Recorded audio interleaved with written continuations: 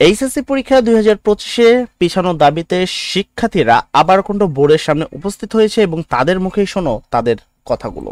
পুরো দেশে মরণঘাতী যে করোনা ছড়িয়ে পড়ছে এই মাধ্যমে আমরা যদি এখন পরীক্ষার হলে যদি তো এইচএসসি পরীক্ষাদের মুখে শুনতে পারলা তারা যারা দাবি করছে তারা কিন্তু বলছে যে পুরো দেশে আমাদের যে বর্তমান দেশের পরিস্থিতি করোনা, ডেঙ্গু এবং বন্যা, এই পুরো মরণঘাতের মধ্যে আমরা এখন যদি পরীক্ষায় বসি তাহলে আমাদের যদি ডেঙ্গু, করোনা এই ধরনের কোনো কিছু হয় তার কি কোনো তোমাদের প্রতিকার বা তার দায়িত্ব কে নেবে? সরকার কি তার দায়িত্ব নেবে? অবশ্যই সরকার তার দায়িত্ব নেবে না।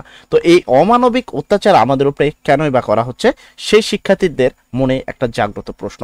আশা করি এটা সকল দেশের, সকল আমাদের পুরো বাংলাদেশের সবার মনের একই প্রশ্ন রয়েছে। সুস্থ হয়ে পড়ে এই দায়ভার তো সরকার নিবে না। সার্জিস আলম বলেন, হাসান আব্দুল্লাহ বলেন, ওরা কোথায় এখন? ওরা এই বিষয় নিয়ে কোনো মুখ খুলছে না কেন? কিন্তু এই সরকার এইচএসসি পরীক্ষার শিক্ষার্থীরা কিন্তু সার্জিদ, তারপর হাসান, তারপর আরো যাই নাহিদ, এই যে আমাদের যেই শিক্ষা উপদেষ্টা, ইয়াং শিক্ষা উপদেষ্টাগুলো ছিল, যারা জুলাই আন্দোলনের পরবর্তীতে তারা বর্তমান দেশের একটি গুরুত্বপূর্ণ স্থানে অবস্থান করছে, তারা বর্তমান শিক্ষার্থীদের কেন সাপোর্ট করছেন বা শিক্ষার্থীদের সাথে থাকছে না কেন, এরকম একটা আত্মনাদ প্রকাশ করেছে আমাদের শিক্ষার্থীরা। এবং কেন তারা বর্তমান দেশে যে পরিস্থিতি, সেই পরিস্থিতিতে বা করোনার মধ্যে কেন শিক্ষার্থীদেরকে তোমাদের পরীক্ষা দিতে হবে সেই বিষয়টা কিন্তু তারা জানতে চেয়েছে। এবং আমরা যদি প্রত্যেকটা শিক্ষার্থীর একটু কথা, আরেকটা শিক্ষার্থীর কথা শুনি, এবং বেশ গুরুত্বপূর্ণ কথা শিক্ষার্থী বলেছিল। বিভিন্ন ধরনের কাজ করছি, ট্রাফিক নিয়ন্ত্রণ ও বিভিন্ন ধরনের, তখন সরকার থেকে বিভিন্ন ধরনের যারা আছে সবাই আমাদেরকে সাধুবাদ জানাইছে, তোমরা কাজ করে যাও। কেউ তো বলে না যে তোমরা পড়ালেখা ফিরে যাও, কেউ তখন কেউ বলে নাই, তখন সাধুবাদ জানাইছে। তো এইচএসসি পরীক্ষার শিক্ষার্থীরা কিন্তু বলছে যে আমরা যখন জুলাইয়ের আন্দোলন করেছিলাম তখন তো আমাদেরকে কেউ বলা হয়নি যে তোমরা জুলাইয়ের আন্দোলন করো না, তোমরা সবাই পড়াশোনায় ফেরত যাও। তখন তো সরকার থেকে শুরু করে সবাই আমাদেরকে কি সাধুবাদ অথবা ভালো, সবাইকে আমাদের ভালো বলেছে। কিন্তু এখন কেনই বা আমাদের কথা সরকার চিন্তা করছে না? তাহলে আমাদের যে সময়টুকু নষ্ট হয়েছে জুলাইয়ের সময়, সেই সময়টুকুই বা আমাদেরকে ফেরত দেওয়া হোক, 1 বা 2 মাসের জন্য পরীক্ষাটা পিছিয়ে নেওয়া হোক। আমার যে সময়টা তখন লস গেছে, ওই সময়টা ফিরিয়ে দেন আমাদেরকে, ওই সময়টা ফিরিয়ে দিত আমাদেরকে। তো এখানে তুমি দেখতে পাচ্ছ এইচএসসি পরীক্ষা 2025-এর যে বর্তমান বিষয়টা রয়েছে, সেখানে কিন্তু তারা যে সময়টা জুলাইয়ের মধ্যে নষ্ট করেছে, তারা চাচ্ছে যে আমাদের অতিরিক্ত সময় দিতে হবে না বা আমাদের পরীক্ষা বাতিল করতে হবে না, আমাদের যে সময়টুকু নষ্ট হয়েছে আপনারা ওই সময়টুকুই ফেরত দেন, তাহলে আমাদের হবে। তো এইচএসসি পরীক্ষা 2025-এর যে শিক্ষার্থী রয়েছে তাদের আন্দোলনের বিষয়গুলো আমরা জানলাম। এবার এইচএসসি পরীক্ষা 2025-এর শেষ চূড়ান্ত সিদ্ধান্ত কি আসলো সেই বিষয়ে আসি। যদিও কালের কণ্ঠে এই সম্পর্কিত কিছু বলা হয় নাই, তবে এনটিভির একটি নিউজে এই বিষয়ে সকল ডিটেলিং বলা হয়েছে।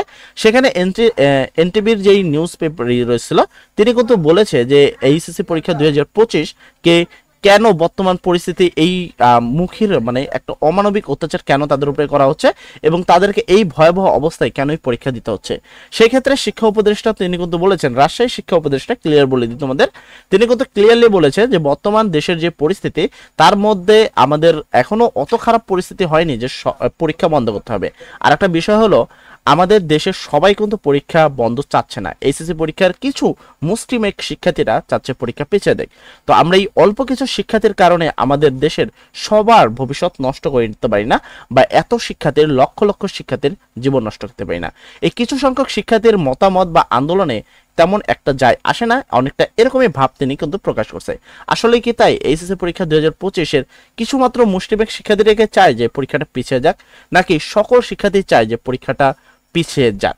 এইচএসসি পরীক্ষা 2025-এর সবাই চায় যে 2 মাস যেন পরীক্ষাটাই পিছিয়ে নেওয়া হোক, এবং তাদের বেশ যুক্তিক কিন্তু অনেকগুলো কারণও উল্লেখ করেছে তারা। শিক্ষার্থীরা যেটুকু প্রস্তুতি নিচ্ছে এটা তার বিভ্রান্তি ছড়িয়ে দিচ্ছে। বিগত সরকার দেখেন আপনি যে হারে পরীক্ষা দিয়ে আসছে, আমরা কেন ব্যতিক্রম ভাবে দিব? ঠিক আছে, ব্যতিক্রম ভাবে দিব।